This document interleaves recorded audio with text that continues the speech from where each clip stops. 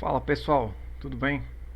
Professor Rafael com vocês e a gente segue na quarentena, né? Firme e forte aí.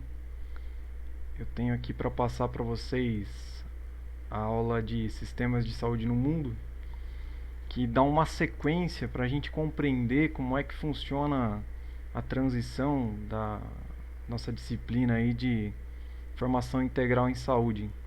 Porque quando se fala de formação integral em saúde é preciso compreender como se dá esse fenômeno das profissões integradas, né?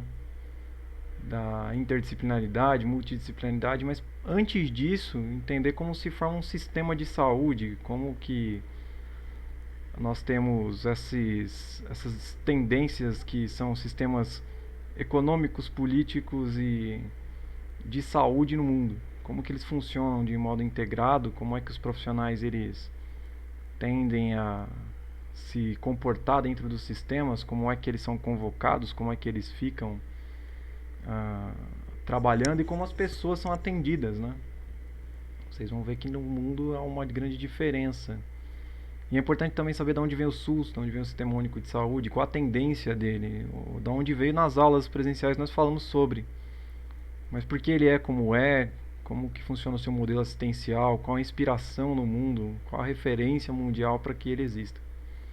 Então a gente vai primeiro fazer uma explanação de tudo isso, tá? Quando a gente pega e vai falar assim de sistemas de saúde no mundo, vamos dar um giro. Tem esse triângulo que vai falar de parte econômica e financiamento, a parte política e gestão e a parte médico-assistencial. Esse triângulo, ele mostra como é o sistema, basicamente no mundo. O Sistema Único de Saúde ele tem uma parte de financiamento privada, aliás, pública, mas tem sistemas no mundo que são financiados de forma privada. As políticas de gestão do Sistema Único de Saúde, por exemplo, elas são voltadas para o coletivo, voltadas para a saúde pública, mas existem políticas em outros lugares do mundo que elas são essencialmente privadas através de convênios ou através de seguro social de saúde, onde o indivíduo ele tem que pagar, contribuir. E a gente vai ver as diferenças. E como é a assistência médica, se ela é dividida e voltada para promoção e prevenção, se ela é mais focada na especialidade, na medicalização, na médico-centralização, no atendimento médico em si, ou seja, se é uma medicina mais curativa ou uma medicina mais preventiva, como funciona o sistema. Quais são os profissionais de saúde que integram também esse sistema? Se essencialmente são profissionais focados na medicina ou se existe uma integração, uma amplitude de gama profissional para poder atender as demandas distintas que existem no sistema. Enfim, então basicamente esse triângulo vai explicar como é um determinado sistema em um determinado lugar do mundo. Tá? Então antes de considerar, é preciso considerar esses três pilares aí para falar sobre sistema nacional de saúde e política de saúde em um determinado lugar. Nenhum país ele tem um modelo único de fato, né? Nenhum país tem um modelo solo. Aqui no Brasil, por exemplo, nós temos convênios médicos, nós temos uma agência nacional de saúde suplementar e essa agência nacional ela vai regular como que esses lugares privados trabalham junto com o SUS. Mas é hegemônico no Brasil o SUS. O Sistema Único de Saúde ele tem uma hegemonia. E 90% aí do atendimento ele é SUS, até mais, 90, 95%. A população SUS dependente no Brasil é enorme, ela tem até aumentado devido a alguns problemas econômicos que nós estamos passando e as pessoas não conseguem mais pagar convênios médicos. E isso não é ruim, isso é um sistema bem estruturado, de certa forma, dentro do que é possível fazer a nível do país que a gente vive. A gente tem que encarar a realidade de fato. Se você corta o SUS hoje, por exemplo, milhões de atendimentos diários são cortados automaticamente. Aí você não teria como suprir demandas que são carentes e vulneráveis nesse atendimento. Outra coisa, os índices epidemiológicos das doenças sem o SUS eles se elevariam a níveis catastróficos. Então, nós temos um sistema que é referência para muitos lugares no mundo. Uh, Geralmente, os sistemas eles são financiados de alguma forma, tá? Você vai comparar, por exemplo, o sistema norte-americano de saúde, ele além de ter a parte do contribuinte, ele é financiado de maneira quase que própria quando o indivíduo ele paga o seu seguro saúde, né? Aqui no Brasil nós temos o financiamento descentralizado do SUS em comparação. Então estou dando alguns comparativos. E existe ali um sistema predominante, tá? Quando ele não é hegemônico, ele é predominante. Ele tem ali a maior gama, né, de captação da população ali acessando e usufruindo dele, tá bom? Bom, uh, temos alguns modelos genéricos, tá, que foram criados até hoje. A gente chama de modelo universalista. O modelo universalista é um modelo que está pautado aqui no SUS, que a gente chama de acesso universal. Outros lugares que tem esse modelo, por exemplo, o sistema inglês, o sistema do Reino Unido, ele tem esse sistema universalista. A Holanda trabalha com sistema universalista também, e a gente vai ver alguns países que também trabalham nesse sistema. Outro sistema é o seguro social. Os norte-americanos trabalham muito com o seguro social. O seguro privado, geralmente todos os países têm essa opção, fazer seguros privados ou conveniados, tá? E o modelo assistencialista. O modelo assistencialista vai trabalhar com assistência interferencial, ou seja, aquela assistência que é necessária quando você tem um indivíduo já com um problema de fato e ele vai estar recebendo tratamento para interferir naquele problema, para tentar uma cura, para tentar uma solução para aquele problema.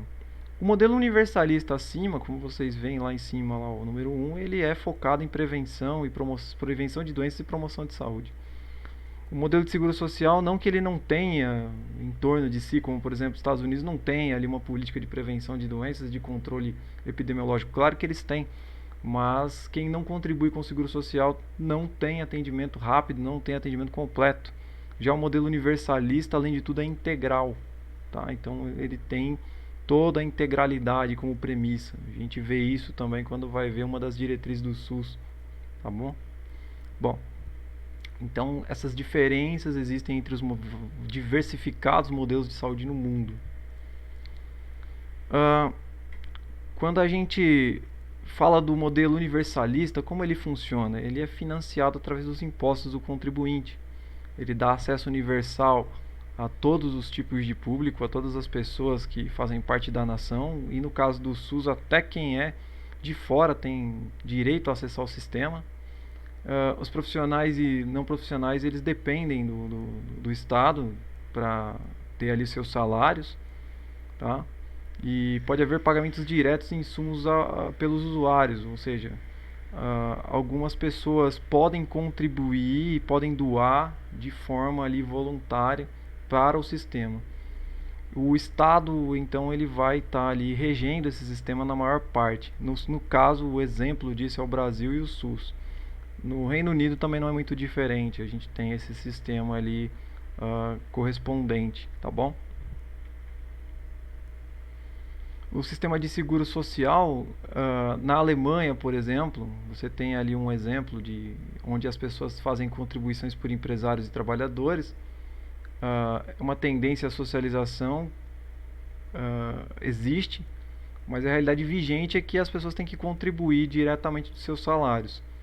As obras sociais na Argentina, por exemplo, são similares a esse modelo, tá? Advindas de uma cobertura de seguro social. Então, a Argentina, mesmo estando perto aqui do Brasil, ele não tem um sistema único de saúde universalista. Ele tem um sistema mais próximo da ideia de seguro social. Quando você tem seguros privados, tá, você tem a fragmentação e descentralização econômica, ou seja, é uma tendência mais liberal. As pessoas elas vão partir para escolher o seguro privado que elas têm.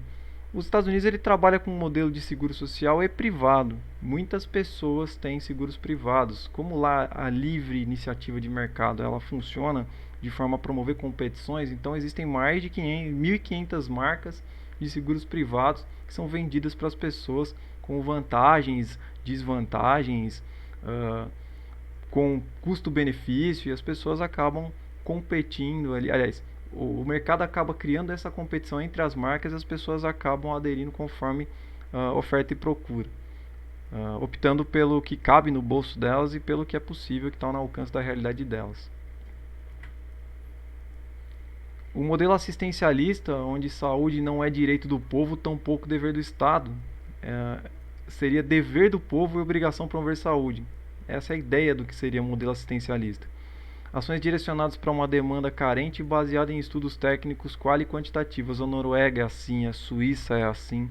Só que aí você tem um nível de educação que atingiu um status onde a população ela é totalmente corresponsável e responsável pelas suas ações. Onde o Estado ele não interfere diretamente na parte de saúde, mas ele interfere de maneira muito forte na educação. Então, para você construir um modelo assim, é preciso ter uma educação diferenciada, um modelo onde vá trazer ali uma proporção de consciência ao povo de uma maneira coletiva, onde todos serão corresponsáveis com leis muito firmes para punir aqueles que saem das normas ali de saúde coletiva que são aprendidas desde o berço educacional. Salvo engano, o Japão, boa parte, ele tem essa parte assistencialista. Os cidadãos, quando eles contribuem com as suas previdências lá, eles chamam de Shakai Hoken. Lá eles têm esse modelo assistencialista onde eles são responsáveis por promover saúde dentro do seu âmbito de vida, mas isso também é ensinado na educação. Então a educação ela faz muita diferença para que haja um modelo assistencialista evoluído assim. Se você fosse aplicar um modelo assistencialista num país que não tem ali conhecimento educacional sobre como funciona o sistema de saúde, eles acabam ficando vagos ali, não existe uma lei que estrutura para que esse modelo vigore de uma forma boa, e você acaba tendo problemas a níveis ali populacionais, a níveis mesmo de falta de educação da população. A gente não está discutindo aqui se isso é elitismo, se isso é algo bom, se isso é algo ruim. A gente está dizendo que são modelos existentes no mundo, que fique claro, não existe modelo melhor ou modelo pior. Existe um modelo que faz parte da existência necessária para aquele lugar, para aquela população, que melhor se adequa, tá? O que cabe a nós no momento melhor, e não tem isso é indiscutível na parte teórica, na parte prática muito difícil discutir isso ainda mais, é o SUS. O Sistema Único de Saúde ele cabe muito bem para suprir a demanda brasileira. Se não fosse o SUS, eu repito, milhões de atendimentos diários seriam cortados, ainda mais nesse momento que a gente está passando de pandemia, tá? O nosso sistema nacional ele tem aí pelo menos um aparato de estudos muito amplos para poder colocar de forma tecnológica as práticas de saúde para funcionarem. Sistemas de saúde na Europa, no Sistema Nacional de Saúde, aqui ó, apontando aqui para vocês, ó, tá? É o Sistema Nacional do Reino Unido, é um exemplo que praticamente começa em 1948, que ele é universal, igualitário, preventivo e também curativo. O SUS, teoricamente, ele pega toda a base do sistema que vocês vão ver ali no Sistema Nacional do Reino Unido. Ele é composto pela Inglaterra, Irlanda, Escócia e o País de Gales. Esses países eles compõem o Reino Unido e eles administram os recursos de forma separada, ou seja, aí tem uma descentralização nos seus recursos. Os impostos coletados do contribuinte é que vão alimentar financeiramente o sistema. Quais são os problemas ali que nós temos ali? Não há caixas independentes, ou seja, esses caixas aí não existem sistemas privados ali que possam ter alguma certa independência. Alguns casos são enviados para a França e a Alemanha para tratar casos privados, tá? Mas isso é um problema de uma nação ou de um conjunto de nações considerados países de primeiro mundo. Que tipos de problema que não tem ali que vão tratar individual? Alguma cirurgia estética mais complexa, algum tipo de cirurgia plástica que o indivíduo quer ali e não tem naquele lugar, que não pode ser financiado pelo sistema. Qualquer tipo de problema realmente de saúde, eles existem ali no sistema. e eles são sanados pelo próprio sistema. Eu não estou dizendo também que o sistema é perfeito, eu estou dizendo que ali nós temos um sistema bem estruturado para atender a demanda e a realidade do local de novo. Mas se a pessoa quer algumas operações, algo que ele precise, que seja uma necessidade mais pessoal do que uma necessidade de saúde de fato, ele precisa muitas vezes recorrer de forma privada a outros países que têm esses convênios aí para que haja esses atendimentos. Exemplos como França e Alemanha, eles têm esses convênios aí onde a pessoa pode pagar de forma privada, uma medicina privada que pode ser atendido de maneira a passar da necessidade e ir para o gosto, tá? Só para vocês terem uma ideia. Mas enfim, não vou nem entrar nesse mérito, tá? Só estou explicando como funciona. Muito bem. Nós temos a Alemanha. A Alemanha, o plano de saúde é obrigatório conforme a renda, tá? Isso é regulado pelo governo conforme os ganhos das pessoas. Os custos dos planos de saúde são divididos entre empregadores e empregado, conforme a porcentagem de cada empregador e empregado, há uma porcentagem de pagamento ali das empresas para os empregados têm uma contribuição. Então você tem uma contribuição mútua para que haja ali uma separação do salário do empregado que vai direto para manter esse sistema conforme a renda do indivíduo. Você pode se recusar a pagar? Em certos casos, sim, você faz, é como se fosse uma cooperativa. Se você quer recusar a pagar, você não paga. Mas aí quando você precisar do sistema de saúde, o que acontece? Você vai ter que pagar do bolso direto. Quem tem renda acima do teto pode optar por outros planos privados, tá ali, certo? Então quem tem uma renda maior pode pagar da maneira que quiser. O problema é quem não tem, tá? Quem não tem acaba ficando praticamente compulsório a pagar, não de uma forma jurídica, mas acaba ficando pela situação, tá? É igualzinho também quando você paga seguro do seu carro. Vai pagar seguro do carro, quando você bate o carro, para consertar o carro você tem que pagar a franquia. Não é isso?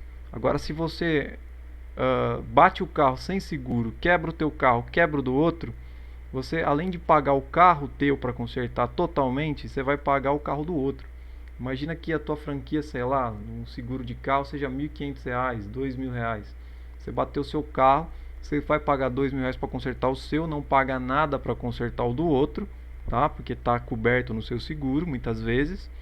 E é isso que você paga. Agora, quando você não tem seguro, você paga o seu carro totalmente e paga o do outro totalmente. Vamos supor que fica um prejuízo de R$ 40.000. Era melhor você ter o seguro e pagar 2.000.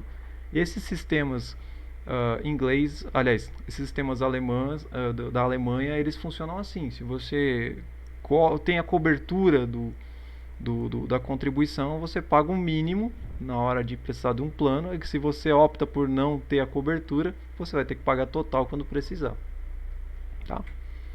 Muito bem. O melhor do mundo, segundo a Organização Mundial da Saúde, o sistema francês, tá? Ele faz controle estatal entre instituições financeiras, bancos e seguradoras de médicos e pacientes. 60% dos franceses são atendidos por esse sistema. Os pacientes escolhem entre clínicos e especialistas na hora de atender. 0,75% dos salários são destinados às seguradoras, então tem uma regulação. O sistema francês é considerado um misto. Ele tem uma parte que é parecida com o SUS, que atende a parte mais carente, e quem pode contribuir, contribui, é taxado para contribuir dentro ali de uma parte do salário para quando precisar de alguma coisa. 70% dos custos com medicamentos são por parte do indivíduo, tá? Então 30% é o Estado que cobre. Então você tem um sistema misto, onde parte é privada, parte é pública, de uma forma bem divisível e pautada em lei. As leis é que acabam regulando todo o funcionamento. E isso também vale a pena frisar, tanto no Reino Unido, quanto na Alemanha, quanto na França. Isso é ensinado desde o ensino médio, que seria equivalente ao nosso ensino médio aqui, para as crianças e os jovens. Eles sabem como funciona o sistema de saúde deles. O grande problema nosso aqui, que seria um ótimo momento agora para as pessoas entenderem, é como funciona o nosso sistema de saúde. As pessoas não aprendem na escola isso. As pessoas não sabem o que é porta de entrada, hierarquia. Enfim, vocês que estão fazendo curso na faculdade comigo, tiveram as aulas presenciais iniciais, vocês entenderam como funciona essa base na nossa disciplina de formação integral em saúde. E eu até falei para vocês, alunos, aproveitem o momento, passem para as pessoas.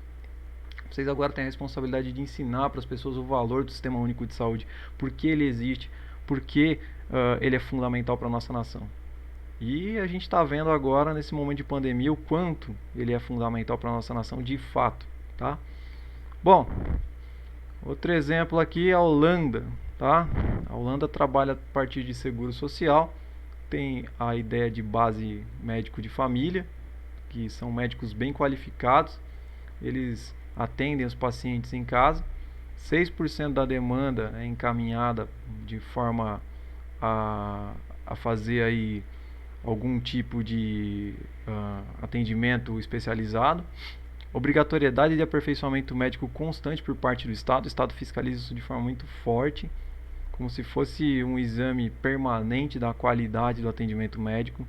O custo com planos de saúde, ele varia de 10,25% a 30% em alguns casos, como é na Alemanha. Então tem gente que opta por fazer planos de saúde no formato de seguro social, mas ele tem também um atendimento social para pessoas que não podem contribuir, pessoas que têm baixa renda. Apesar que na Holanda você tem uma distribuição de renda muito bem adequada, e isso é algo que não acontece com frequência, de você ter ali uma diferença social acentuada e grande. Tá? Também não é um sistema que eu vou dizer para você é perfeito, é mil maravilhas, não é o sistema que cabe de forma vigente e realista para aquele lugar. Tá? Muito bem, e na Suíça? Na Suíça nós temos seguradoras privadas, tá? Mais de 100 seguradoras privadas. É obrigatório, porém o cidadão escolhe qual ele vai pegar, qual ele vai contratar.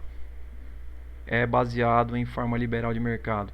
14 mil médicos de várias especialidades eles estão presentes nessas seguradoras, fazendo cooperação. Vale a pena lembrar, gente, é outro país muito bem estruturado. A gente chama esses lugares de welfare states, os locais de bem-estar social. Eles são estabelecidos socialmente, eles têm uma infraestrutura muito boa, eles têm um índice de educação muito elevado.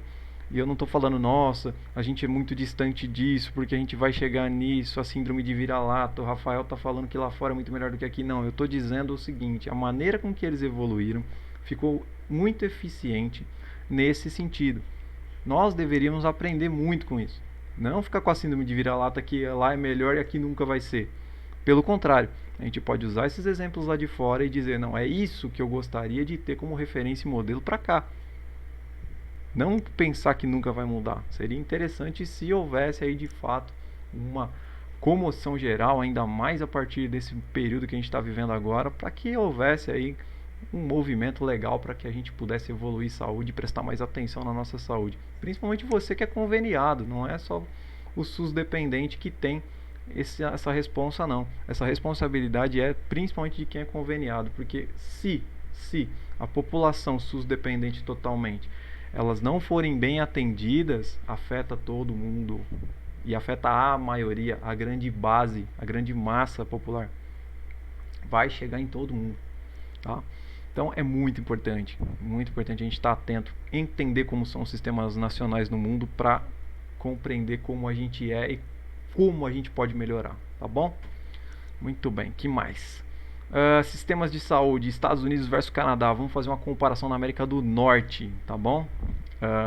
Infelizmente, quando você ouve que saúde é mercantilizada nos Estados Unidos, de fato, a gente tem essa tendência lá.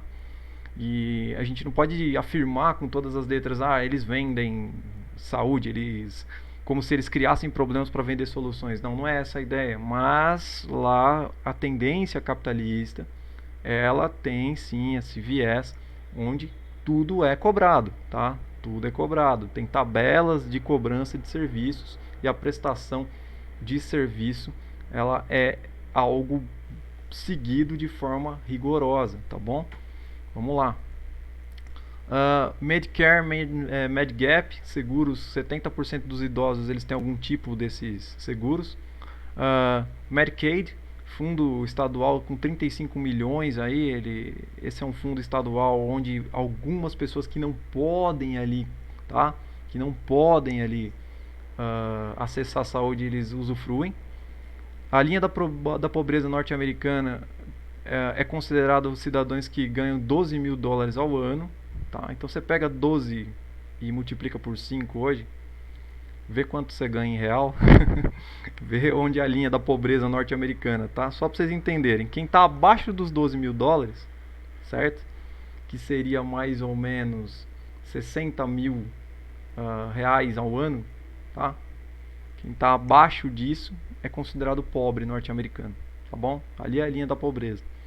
Os estados definem quem são os beneficiários aí que estão nessa linha da pobreza que vão usar o Medicaid. Ou seja, grande parte da população usa o Medicare e o Medigap. O Medicaid não é algo que é muito comumente usado, porque os americanos eles têm uma distribuição de renda muito diferenciada nesse sentido. Não vou dizer para você também que não tem pobreza num país de mais de 300 milhões de habitantes, é óbvio que tem. Óbvio que tem esses problemas também da mercantilização da doença e da médico-centralização. Mas eles conseguem ter oportunidades de distribuição de renda em massa para a população. Isso é um fato, tá bom? Quando a gente vai e compara aí, ó, 75% da população tem seguros privados, tá? Blue Cross, Blue Shield, medicina de grupo, de baixa cobertura, tá? Eles têm essas divisões aí. Tem os institutos de câncer, institutos cardíacos, instituto de saúde mental, dependência vinculada ao trabalho e ao empregado, ou seja, já no seu pacote salarial, isso é um benefício que entra lá para você. Quando você vai ser contratado para um emprego, já está lá como benefício. Se você tiver algum tipo de doença que vai precisar ser atendido, está lá como benefício, tá? Como se fosse um seguro que você paga saindo do seu próprio salário. Então tem essa parte dos seguros privados norte-americanos, tudo bem? É uma tendência, inclusive, que aqui no Brasil é algo de poucas proporções, mas existe. A gente sabe que algumas empresas seguradoras elas têm ali como benefício já logo no seu contrato de trabalho. E como que é no Canadá? Tá? O Canadá, ele, como todo mundo sabe, ele é um país misto, né? Ele tem uma parte de influência francesa e uma parte de influência norte-americana. Tá? Então, devido a isso, nós temos duas tendências coexistindo lá, que é o financiamento público e gerenciamento privado. Tá? Então, você tem um sistema misto, conforme as províncias que você vai pegar ali, Quebec, na parte mais desenvolvida ali, nós temos um sistema mais puxado ali, mais tendencioso à parte pública. Então, quais são os princípios dessa parte pública? Universalidade, gestão pública, integralidade, direitos válidos em todo o território nacional. Lembra alguma coisa para você quando você compara com a parte teórica do SUS? Sim. Então, nós temos uma tendência muito europeia no território do Canadá, vigorando lá. Médicos cooperados recebem por serviços prestados, ou seja, se os indivíduos eles fazem os serviços, eles tabelam esses serviços dentro de cooperativas e eles também recebem por serviços prestados. Então tem também um tabelamento, tá? Ao mesmo tempo que tem uma tendência de promoção e prevenção, você tem também uma parte onde os médicos ganham por demanda, por atendimento. 9,1% do PIB canadense é investido em saúde, tá? 70% desse dinheiro ele é advindo do governo, do contribuinte, e indivíduos que contribuem do bolso aí 30%, tá? Indivíduos que acabam contribuindo de forma privada. Ou seja, a maior parte do sistema ela é pública no Canadá. A parte out of pocket, né, que seriam os indivíduos que tiram do bolso, eles são de seguros privados, tá? Aí tem seguro de vida, seguro residência, que acaba pegando toda ali a parte de saúde também, de atendimento, quando você precisa e necessita, tá? Então assim funciona o Canadá. Você tem uma parte mista, mas a predominante e hegemônica é o sistema público, como vocês podem ver. Muito bem. E aí na América Latina, a gente falou da Europa, falou da América do Norte, vamos falar da América Latina. Na América Latina, a Argentina, nossos irmãos aqui, né?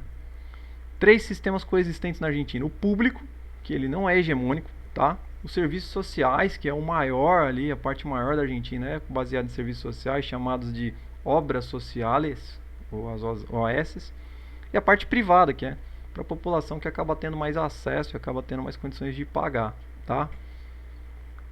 A distribuição aqui, ó, como vocês podem ver, ó, de serviço social, ou seja, de obras sociais, que é quem tem o seguro saúde, eles colocam com esse nome para parecer que é público totalmente, mas não, é quem tem seguro saúde, 53%. Essa é a parte hegemônica.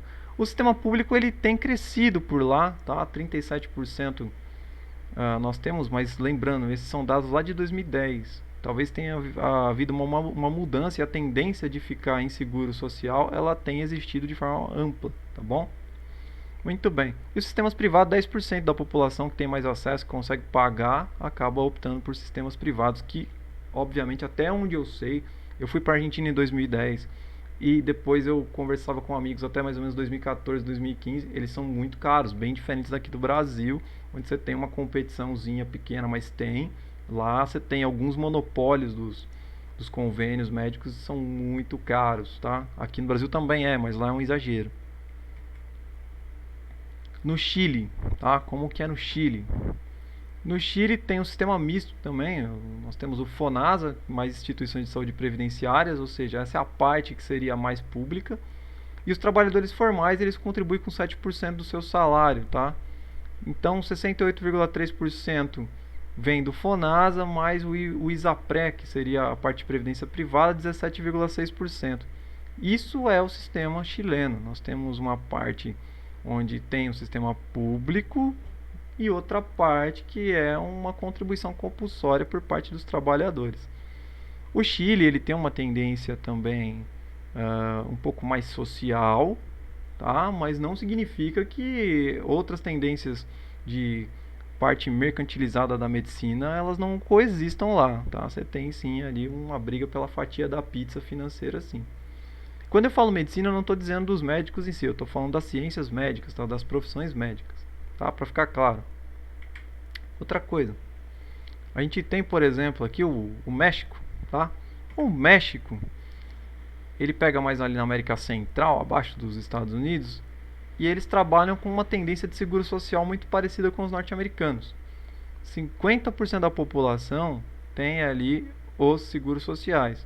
E depois vem o seguro popular, que são pessoas carentes de baixa renda que moram em zonas rurais. A parte mais rica da população, ela trabalha na assistência privada. Então é como se fosse uma divisão assim, o seguro social é para quem é trabalhador e contribui direto do salário. Seguro popular são pessoas que moram em zonas rurais, são carentes e não tem como contribuir de uma forma efetiva. Lembra muito o Medicaid lá que tem nos Estados Unidos, como eu falei para vocês. E aí vocês têm essa parte da população que recebe esse apoio quando necessita. Não significa que é um serviço amplo, que é um serviço integralizado, que é um serviço que tem ali um atendimento de ponta. Não significa, tá? Só para vocês entenderem.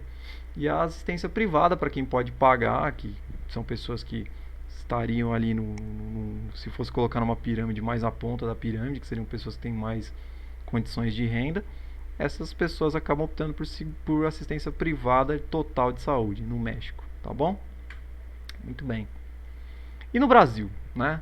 No Brasil, que é onde a gente vai analisar mais, que é a nossa parte que interessa, agora que você deu um giro no mundo, um global aí, fez uma volta ao mundo aí nessa parte, para a gente entender como que funciona essa integralização de saúde na parte política e financeira, quando a gente adentra ao Brasil, desde 1986, a 8ª Conferência Nacional de Saúde, ela tinha como pauta o financiamento do sistema de maneira descentralizada, tinha como pauta um sistema universal e integral de saúde, tinha como pauta um sistema que traria ali, de alguma maneira, uma saúde bem organizada em sistemas hierárquicos, tá?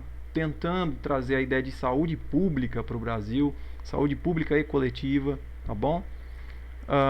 E a gente acabou estudando isso em sala. Em 88, o Sistema Único de Saúde, artigo 196 da Constituição Federal, saúde como dever do Estado, direito de todos. Em 1990 sai a Lei 8080/90 que regulamentou esse sistema. Tá? A gente estudou isso em sala, todo mundo que estava na minha sala no dia da aula lembra também.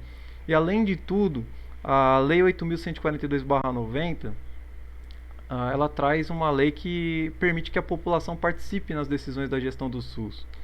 Eu na sala de aula abri a lousa, expliquei para vocês como que funciona uma por uma, a gente estudou legal isso. É que nessa aula de comparar modelos, a gente traz à tona tudo isso para que vocês relembrem.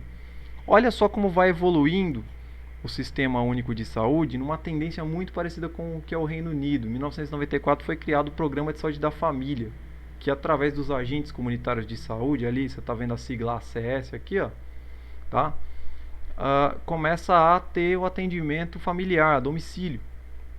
E esse atendimento, ele cobre várias campanhas, ele não é só para pessoas que estariam doentes, ele trabalha com promoção de saúde e prevenção de doenças. Isso vai evoluindo até chegar em 2006, onde a gente tem a Carta sobre os Direitos da População por Saúde. Faz um Google aí, deixa no gatilho. Quando você terminar essa aula, procura a Carta sobre os Direitos da População por Saúde. Você vai ler ali, 2006, foi emitido pelo Ministério da Saúde uma carta que dizia para a população quais eram os direitos da população. Eles já estavam pautados em lei, mas a população ela não tinha todo o conhecimento, assim como hoje, em pleno 2020, a população não tem. A impressão que se tem, você que está me escutando, sabe que não é uma impressão só minha, isso é algo assim geral, a gente percebe isso. A impressão é que a população ela não entende o sistema único que ela vive, mas isso tem uma explicação lógica. A população não é educada na escola desde o seu ensino fundamental e médio para entender e compreender. Então, saúde tem que ter educação caminhando ali da mesma maneira. A população tem que ser esclarecida sobre os seus direitos com saúde e também sobre os seus deveres. Em 2006 saiu essa carta. Quando a gente pega e pensa, internet no Brasil é algo rápido e acessível, hoje talvez seja, mas lá em 2006 estava começando a ficar melhor. Então aí que você tem um lançamento de algumas informações lá para a internet que ficaria como se fosse a ideia de a população vai acessar e vai se esclarecer, tá? Informação na internet tem muita, mas é preciso ter uma cultura de aquisição de informação para que a pessoa possa estar ali se habituando a obter informação. Então, tá aí um grande problema que a gente tem aqui a nível cultural. O brasileiro, ele às vezes tem essa dificuldade de buscar informação por si. Nós estamos na universidade, acaba sendo o quê? Uma obrigação nossa se informar, tá? Então, por favor, acessem essa carta, tomem conhecimento da existência dela e, além disso, vai adquirindo mais informação. O SUS ele tem uma tendência universalista, média de 8,4% do PIB brasileiro é gasto com saúde, tá? Isso é uma verba importante, fundamental para que o sistema funcione. A média de uso do SUS do PIB é 4% da parte totalmente pública. A Agência Nacional de Regulação da Saúde Suplementar e Privada, ela coloca os interesses privados para trabalhar junto com o Sistema Único de Saúde, tá? Então esse é o nosso modelo. Ele é hegemônico de forma pública, mas ele também aceita o trabalho privado, dando preferência inclusive também para a filantropia, tá bom? Muito bem. Princípios do SUS: universalidade, integralidade e equidade. Nós trabalhamos esses princípios. O acesso universal, que vai te dar acesso em todo o território nacional. E em todos os lugares que você for acessar o SUS, ele tem que estar lá disponível para você. Não importa que se você é do bairro ou não, você pode ser atendido dentro de um determinado centro de saúde, num bairro diferente do seu, numa cidade diferente da sua. E essa universalidade se estende até para pessoas que são de fora do país, tá? Integralidade, tem que te tratar em todo o seu problema, desde a ponta do seu cabelo até a ponta do seu pé, do seu dedo, tá? Integralidade é fazer com que teu problema seja sanado, e de forma holística, inclusive, não só observando problemas físicos, tá bom? Mas também problemas psíquicos e de outras categorias ali adjacentes ao seu emocional. E a equidade: o sistema precisa atender primeiro com prioridade aqueles que têm maior necessidade, tá? Importantíssimo isso também. Muito bem. 2011 saiu o decreto 7508, que regulamentou o sistema na atual configuração, trazendo o RENAME, que é a Relação Nacional de Medicamentos, para acesso à população. Isso já existia desde 2010, mas ele não era regulamentado, e o decreto 7508 regulamentou isso. E a Relação Nacional de Serviços em Saúde, o RENASSES, onde o que é o RENAME e o que é o RENASSES, para ficar mais simples, mais fácil. O RENAME é como se você tivesse um menu de todos os medicamentos que estão disponíveis na rede. E todo medicamento que está disponível na rede tem que estar disponível em determinado lugar. Você tem que saber onde buscar o medicamento. Então o RENAME dá essa atualização. O que é o RENASSES? Todos os serviços têm que estar catalogados, classificados. Que serviços a rede oferece. Então, através do RENASSES você tem acesso a saber onde está o serviço, se ele é ofertado e como é que você acessa, em que lugar que você pode usufruir do serviço, tá?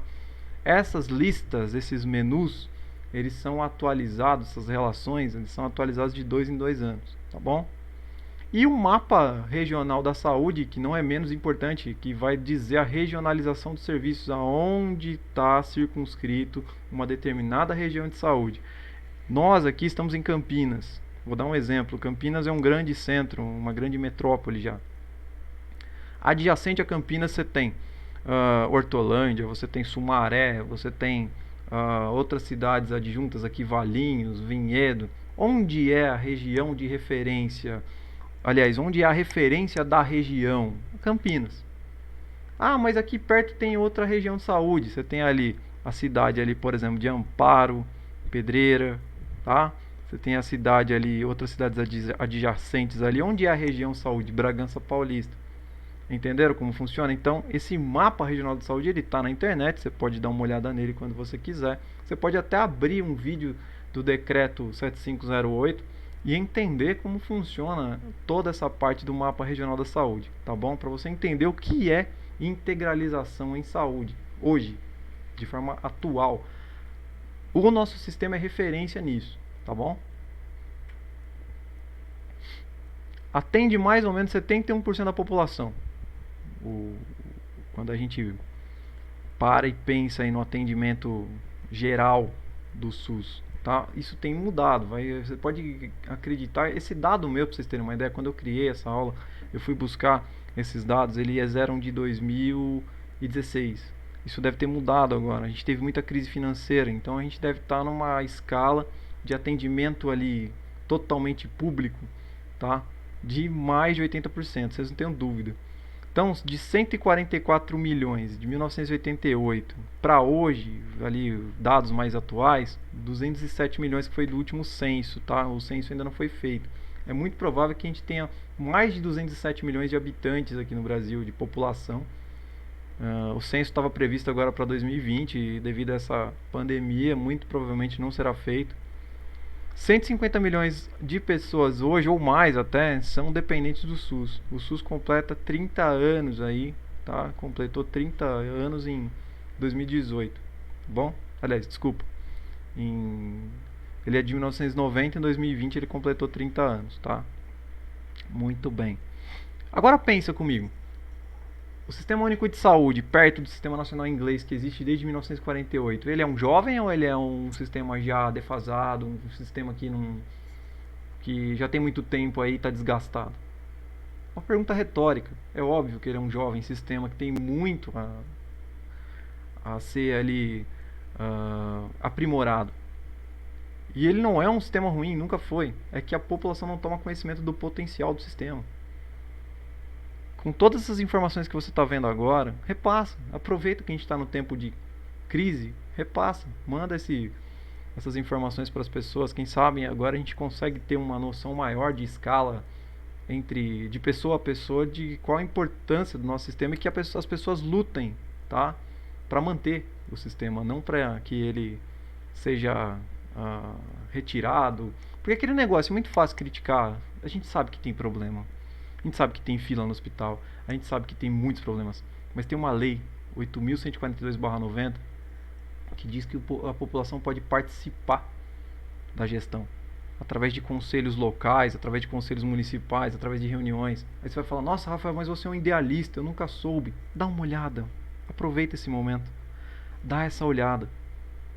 Eu já participei de várias reuniões em prefeitura, no Salão Vermelho aqui de Campinas. Algumas eu vou lá, dou uma olhada no que está tendo de tendência. Quando eu levo alunos em estágio, a gente já participou de reuniões locais ali do Conselho Local de Saúde. O aluno sai de lá assim maravilhado, porque ele fala: nossa, eu não sabia que tinha todo esse arcabouço, eu não sabia que isso existia. Isso porque ele é aluno de saúde, imagina o leigo que está em casa. Então dá aquela olhada, galera. Aproveita o momento, tá? Muito bem. Aqui eu vou deixo para vocês um vídeo, tá? Que ele tá no YouTube. Ele praticamente ele resume muito do que eu falei, tá bom? Então ele dá aquela resumida legal no que eu falei, certo? Você pode rever, aqui adquirir muitas informações através desse vídeo. Futuro dos sistemas universais de saúde foi discutido em Brasília no dia 24 e 25 de abril de 2018. Teve um debate interessante que poucos viram, tá? Pega esse título, copia e cola no seu YouTube para você ver. Dá uma olhada. Você vai entender muita coisa que está acontecendo hoje, inclusive. Tá? Muita coisa. Como é que os nossos sistemas de saúde se prepararam para grandes crises até hoje, pandemias, como é que os nossos sistemas de saúde se preparam para a modernidade, para o aumento populacional. Dá uma olhada que vale muito a pena. Alguns filmes recomendados para você refletir, tá? Eu já recomendei isso em sala, esse filme aqui que é a história das lutas sociais por saúde no Brasil. Vale muito a pena, meu aluno, você ver esse vídeo. É um vídeo que vai contar a história desde a virada do século, que é desde onde começou a nossa aula. Lembra que eu falei da transição do sanitarismo no Brasil?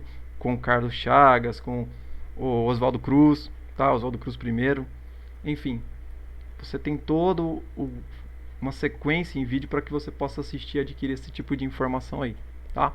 Pega esse filme e vê. Outro filme bacana, eu deixei até aqui o link, ó. Só que aqui nesse meu link não está disponível, tá? Você pode pegar o nome e jogar no YouTube e ver outros links dele, tá bom? E outro filme legal que para você ver como documentário, pega no seu YouTube aí ou no seu projetor de vídeo aí qualquer e coloca o Sickle, tá? É do Michael Moore. É um documentário que vai comparar o sistema norte-americano de saúde, no qual ele faz uma crítica à mercantilização da doença, em relação a como é o sistema, os sistemas, tá, europeus de saúde, beleza? Muito bem, galera. Tá aqui, ó. Tem até uma parte aqui que eu deixo nesse vídeo mesmo. Se ele não tiver disponível, copia e cola, porque às vezes os links mudam, tá? E, galera, eu vou ficando por aqui. Acho que até falei bastante, né? A gente teve aí uma aula de um giro global de como que são os sistemas de saúde no mundo. Eu espero que vocês tenham aproveitado.